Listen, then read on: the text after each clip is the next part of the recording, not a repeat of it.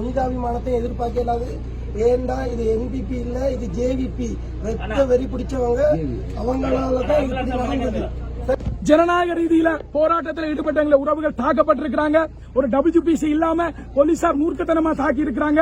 திங்கட்கிழமை மாவட்டம் தழுவிய ரீதியில திங்கட்கிழமை முழு மாவட்ட முடக்கத்துக்கு இந்த மன்னார் தயாராக வேண்டும். இது வன்மையா கண்டிக்கக்கூடிய விஷயம்.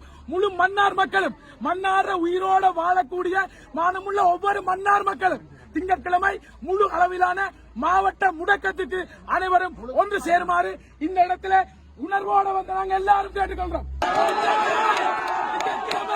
மாவட்ட முடக்கம் இடம்பெறும். திங்கட்கிழமை மன்னார் மாவட்டத்தை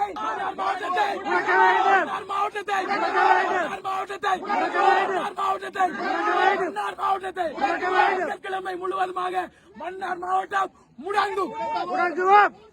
நடக்கிற போராட்டத்துக்கு வாங்க.